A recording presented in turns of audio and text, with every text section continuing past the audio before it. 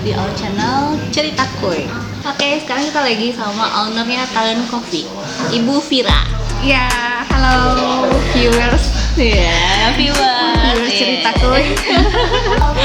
Bu Vira, tadi pas kita masuk ke sini lihat nama kafenya Talent Coffee itu ada arti khusus nggak sih, Bu?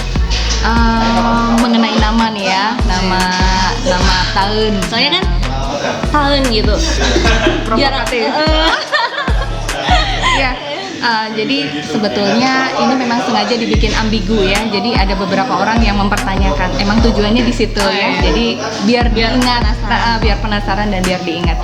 Kalau misalnya dari orang yang dari tanah Sunda pasti sudah punya interpretasi sendiri-sendiri ya. Nah, sebenarnya kalau bisa berbahasa Sunda mungkin ada istilah begini. Yuk keten aku, yuk keten aku. Sebenarnya ten itu sebenarnya talent singkatan. Jadi itu menunjukkan suatu tempat atau ke rumah aku. Yuk ke rumah aku yuk gitu kan, seperti itu. Tapi ada juga orang yang menyebutkan itu sesuatu. Jadi memang sesuatu yang tanda kutip ya. Tadinya negatif ya. Jadi talent itu sendiri sebenarnya ada bisa sesuatu artinya. Maka kita berharap tahun ini bisa menjadi sesuatu ketika pengunjung datang ke sini, bisa menjadi sesuatu tempat nongkrong, bisa menjadi sesuatu tempat janjian, dan tiap orang punya kesan sendiri-sendiri tentang tahun. Emang tujuan awalnya seperti itu ya, buat tempat nongkrong gitu. Sesuatu banget gitu. Kalau boleh tahu ini udah dari kapan, Bu, ada tahun di sini? Oke, tahun ini dulu kita mulai open itu September 2018.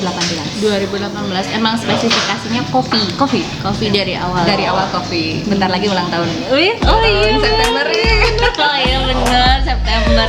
Iya. Bu, sekarang tuh kan banyak banget ya tempat kopi di Bandung itu. Ada nggak sih yang ciri khasnya yang beda banget dari tempat kopi yang lain? Di tahun ini sendiri, di tahun ya. Jadi kalau memang sudah namanya tahun itu memang khas Sunda ya. Jadi semua yang kami sajikan di sini itu berasal dari tanah Sunda, tanah Priangan gitu ya. Dari Jawa Barat, biji-bijinya dan juga cara penyajian kopinya juga memang kita secara buhun gitu ya. Itu dengan sistem yang tradisional.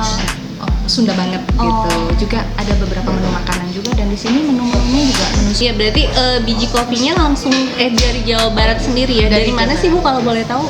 Macam-macam ya, dari Puntang ada, dari Malaya, dari ya beberapa gunung di Jawa Barat gitu. Iya. Ini viewers bisa dilihat ya, di sini ada kopinya lucu-lucu banget. Ibu, ini kopi apa sih, Bu? Kalau boleh tahu? Ini cappuccino. Ini cappuccino. Ini bedanya sama ini? Ini magic karena lebih pekat ya, lebih banyak kopinya. Ini kalau bisa dilihat juga tadi sebenarnya kayak gini ya, sama kayak ada artnya juga, cuman keburu. Ya. ini apa, Bu, tadi? Kalau ini red velvet, latte. Latte, tapi nggak kopi ya? Itu nggak kopi. Nggak kopi. Jadi di sini memang ada yang base-nya dari biji kopi, ada yang tea, ada yang teh, kemudian dicampur dengan lemon atau disereh gitu ya. Tapi itu tidak ada yang instan ya, semuanya memang dibikin jeruk asli, sereh asli, ada mint, daun mint juga semuanya asli, semuanya original.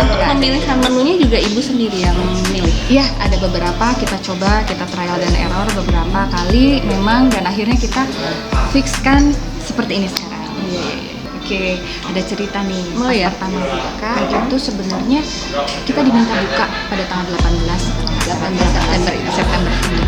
Tapi kita belum punya persiapan apa-apa, termasuk untuk menggelas. Gelas kita harus buka. Jadi kita buka dengan seadanya pada saat itu. Jadi orang-orang di sekitar kita ini sangat antusias ya. Kita belum buka open gitu, mereka udah pada masuk. Sudah bisa pesan seperti itu ya. Nah, jadi mau nggak mau kami sajikan dengan properti yang seadanya ya. Sampai saya ingat di sebelah ini kebetulan ada Goethe ya, itu tempat les bahasa Jerman ya. Banyak bule yang datang dan mereka disuguhin dong kopi cappuccino dengan gelas kaleng ya, gelas kaleng yang Sunda itu yang buatan itu. Iya. dan saya minta maaf sama mereka, tapi mereka senang, mereka bilang oh ini memang khasnya di sini sepertinya, padahal sebetulnya tidak seperti itu ya. Oh gitu ya ampun ya. Kalau dilihat ya di Instagram mungkin ada beberapa menu memang platingnya tuh memang unik ya Bu ya. Itu tuh memang Ibu pikirin banget platingnya, kayak misalnya mangkoknya tuh dari kayu, terus si gelasnya itu yang tadi Ibu bilang gelas yang cangkir kaleng ya. Oke. Jadi memang kita konsep dasarnya dari awal memang pengen nyunda banget gitu. Tahun itu nyunda banget karena kita pengen beda sendiri dari coffee shop yang lain dan ingin menonjolkan gimana sih sebenarnya budaya Sunda itu, gimana sih rasa Sunda itu sebenarnya, karena kita di tanah Sunda memang tidak aneh ya, tapi justru dengan begitu bikin kangen karena mereka kadang-kadang kangen dengan rasa cireng, kangen dengan rasa cilok, begitu mereka ditampilkan dengan penyajian yang rada ngampung juga ya, dengan kayu, dengan seperti itu mereka. Karena kan udah jarang banget ya sekarang ya, orang tuh udah modernisasi banget gitu, lihat tampilan-tampilan udah cantik banget, sementara Ibu mempresentasikan kembali lagi ke tradisional ya, lucu banget. Kenapa melatar belakangi Ibu kayak gitu bikin Sunda banget gitu? Emang Ibu tuh pengen banget nonjolin Sundanya atau emang ada kecintaan khusus sama Sunda ya? Jadi mungkin karena selain di tanah Sunda juga memang budaya-budaya Sunda ini sudah berangsur mulai hilang. Dan jujur saya melihat banyak komunitas itu kangen sono gitu ya, dengan suasananya, dengan rasanya, dengan minuman-minuman, dan juga karena mereka jarang pulang ke kampung, di kota ini banyak makanan-makanan yang modern. Justru itu bikin kangen gitu dengan jajanan Sunda zaman dulu. Jajanan zaman kecil gitu. Cireng, cilok, bener-bener ya. Itu aja. Walaupun sekarang mungkin udah kembali lagi orangnya banyak yang di pinggir-pinggir jalan ada cireng, cuman beda aja ya kayaknya ya. Beda rasanya. Karena kita ingin kembalikan itu rasanya rasa yang di kampung gitu. Kayak aku lihat pas di Instagram juga lihat cirengnya pakai bumbu banjur gitu. Iya, banjur cireng. Itu kan jarang banget ya, orang kebanyakan identiknya cireng sama bumbu kacang atau bumbu yang cireng yang isi ada isi di dalamnya. Itu pakai cireng banjur gitu. Ya, mungkin selain itu juga kita ingin melestarikan budaya Sunda itu ya. Bu, sharing dong Bu sama kita-kita, gimana sih pertamanya Ibu ngerintis usaha ini, bisnis ini, kenapa bisa jadi berdiri bisnis ini gitu? Memang kalau kita ketemu sama teman-teman suka ngumpul ya, bisnis apa seperti itu ya. Tapi sebenarnya bisnis yang bagus adalah bisnis yang dikerjain. Bukan bisnis yang ditanyain terus. Iya benar. Kalau ngumpul tanya-tanya nggak jadi-jadi. Iya betul. Baru rencana semua seperti ini. Tapi menurut harus ada action. Menurut aku harus ada sesuatu yang kita kerjakan. Nah, sebelum kita mau mengerjakan, kita harus yakin dulu sama yang namanya passion ya. Passion kita di mana sih? Kita punya 10 passion. Banyak hal. Apalagi perempuan ya banyak banget ya. Tapi dari 10 passion itu kalau nggak ngasilin duit itu bukan bisnis. Itu namanya hobi. Catat. Itu namanya hobi ya, kesukaan. Karena aku suka begitu gitu. Tapi ketika kita punya passion, kita punya bisnis menghasilkan uang, itu namanya bisnis gitu. Jadi bagaimana caranya sekarang passion kita ini bisa jadi menghasilkan uang dan jadi bisnis. Kalau bisnis sudah pasti menghasilkan uang, tapi kalau nggak sama passion itu nggak akan bertahan lama juga dan kita nggak happy. Jadi buat apa ya kita ngelakuin sesuatu yang nggak happy seperti itu? Nggak kehatean lah kalau kata orang Sunda. Iya betul. Jadi kembali lagi ketika kita mengerjakan sesuatu, buat saya yang penting seperti itu ya, ada passion. Itu awal. Kita tidak bisa menghitung berapa duit yang gue dapat, tapi kerjakan dulu baru lihat hasilnya. Ya, dikerjakan juga pakai hati karena passion tapi itu tetap pakai bisnis plan ya. Iya, bisnis plan. Nah, bisnis plan itu sebetulnya kita arahnya banyak ke depannya, banyaknya bertahap. Ada tahapan waktunya dan itu kita bisa realisasikan sedikit demi sedikit. Semuanya itu kita lakukan dilihat dari situasinya, tidak selalu kaku seperti itu. Tapi yang paling penting adalah yaitu kita tidak bisa menargetkan dalam bentuk apapun itu dalam bentuk uang, karena ada sesuatu yang value, yang nilai yang tidak bisa digantikan. Aku tambahin lagi ya. Jadi wirausaha ini sebenarnya bukan selalu jadi pedagang ya, karena intinya itu bisnis itu kita harus kreatif. Iya, betul. Kreatif, kita punya inovasi-inovasi, karena tidak menutup kemungkinan misalnya kopi ini. Iya. Banyak kan, Iya, jamu. banyak. Iya, betul. Bagaimana caranya kita bisa menjadi berbeda dengan out of the box ya. Kemudian juga kita yang paling penting punya mental positif, karena bagaimanapun juga naik turun ya suasana harus jaga mood ya, kayak gitu. Jaga mood. Selain itu kondisi ekonomi juga Iya. kita pahami seperti ini gitu.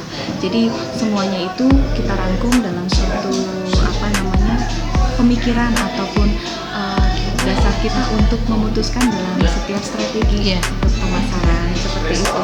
Meskipun kita bisa bilang bahwa semuanya tidak melulu berdagang, itu intinya. Ada lagi 3 jurus yang untuk digunakan dalam menjual ya. Tips. Yang pertama, kita bisa mulai mengaktifkan otak kanan kita ya. Bagaimana kita cara menghitung dan juga gimana kita cara untuk lompat ke depan ya. Kayak lompat ke depan artinya nanti kalau begini jangka panjang seperti apa. Jadi kita punya daya nalar ke arah sana. Yang kedua, kita bisa melihat kisah sukses dari orang-orang yang sukses. Gitu. Kita tahu setelah kita pelajari, setelah kita baca, kita cari benang merahnya. Kenapa dia bisa sukses? Apakah situasinya apa yang mirip-mirip dengan kita? Kemudian ada istilah yang ketiga adalah ATM. Amati, kita amati. Yang kedua kita tiru. Yang ketiga M-nya adalah modifikasi. Jadi sebetulnya kisah sukses itu tidak ada yang murni dari kita. Betul. Kita bisa belajar sukses karena orang lain juga. Kita bertemu orang sukses, kita bisa meniru, mempelajari, modifikasi dari situ. Itu jurusnya. Kemudian kita bisa melakukan sesuatu yang tadi passion, menghasilkan uang jadi bisnis. Berarti ada role mode-nya ibu ya untuk pada saat mulai bisnis itu. Iya. Kak Beta siapa bu? Inspirasi ibu dalam berbisnis yang ibu tiru. Sebetulnya kebanyakan terinspirasi oleh teman-teman. Karena teman-teman menginspirasi, banyak yang support, membagi-bagi kisah mereka sukses. Jadi ketika kita ketemu ngopi seperti ini, kita ya tadi di awal saya katakan kalau cuma duduk ngapain ya gitu ya. Jadi perlu action. Tapi sebetulnya dengan duduk itu kita punya inspirasi. Tinggal langkah berikutnya adalah action. Jadi benar banget ya viewers, lingkungan yang positif itu membangun kita jadi lebih positif gitu.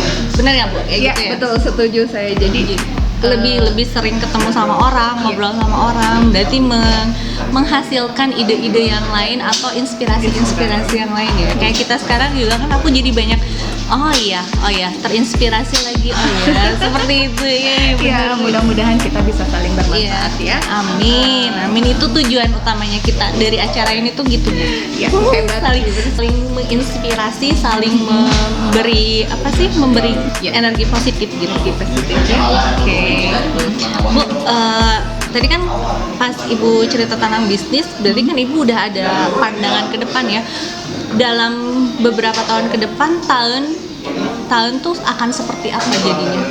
Dalam pemikiran ibu yang sedang ibu rancang dan ibu jalani. Ke depan sih mungkin kita tidak merubah konsep yang sudah ada, karena saya lihat dari beberapa customer, beberapa pengunjung di sini memang sudah nyaman dengan konsep seperti ini.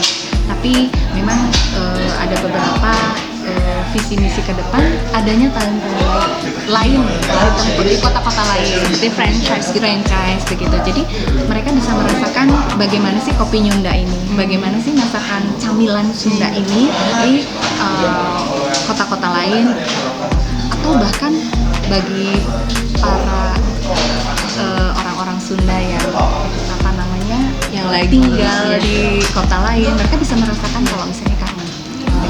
Berarti visi kedepannya adalah franchise ya, jadi tahun ini bakal jadi franchise besar gitu. Ya, amin ya. Dan amin. ada di setiap kota ya. Amin, amin.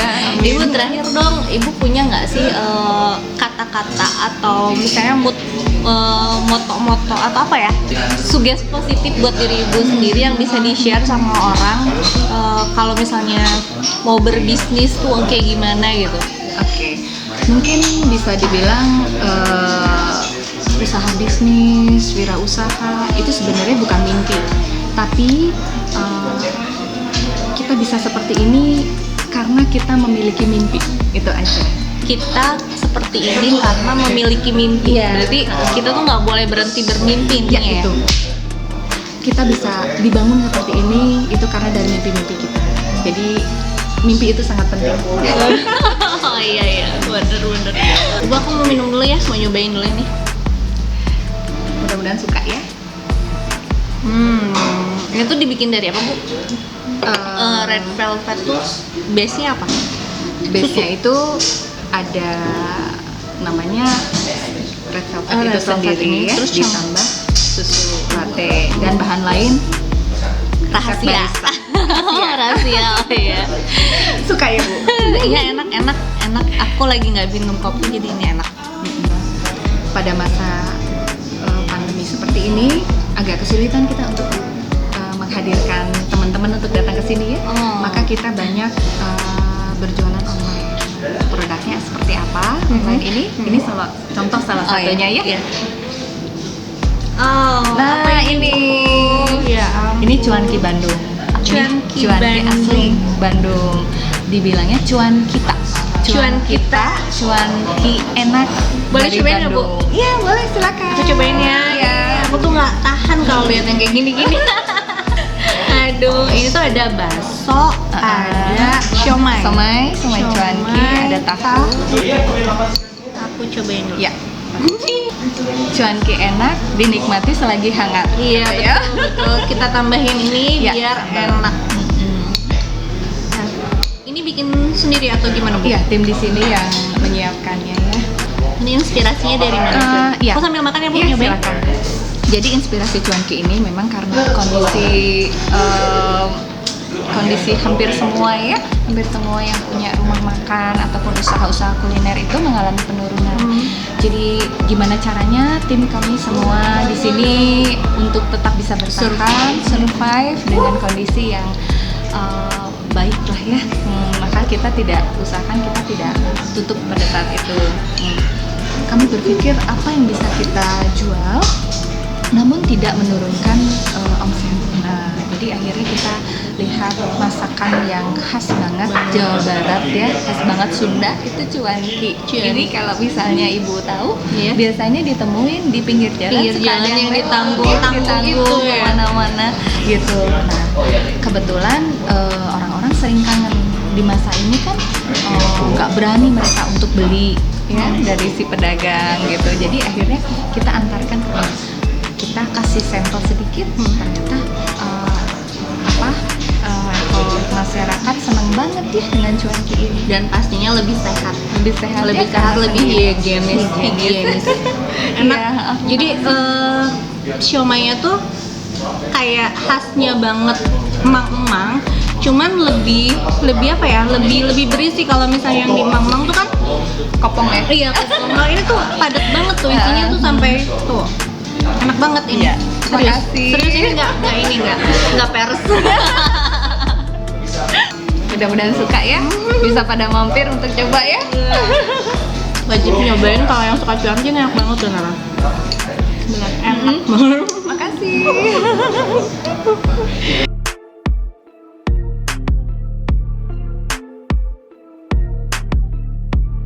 Ibu, makasih banget ya udah bolehin kita sini terus ngobrol terus nyobain ini semua. Makasih banget udah Sama-sama. nyempetin waktu di waktu Iya. yang sibuk banget. Susah banget soalnya ketemu Bu Vira. Sama-sama kita juga senang. Iya. Makasih banyak ya cerita kuy. Oke viewers, sekian dulu dari cerita kue hari ini. Stay positif, stay healthy, dan stay cerita kue. Jangan lupa subscribe, komen, like, sama share-nya ya. Bye. Terima kasih Ibu. Sama-sama.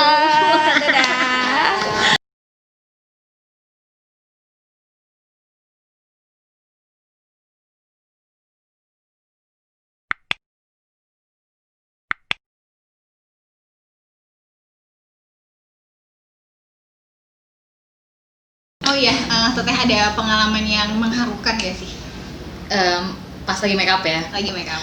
ada itu benar-benar aku tuh ngerasainnya super terharu banget. Tapi mungkin orang-orang ada yang mungkin lebih haru itu ya, tapi aku kayak posisinya di situ tuh kayak gimana ya, aku tuh berasa anaknya gitu. Jadi kan dulu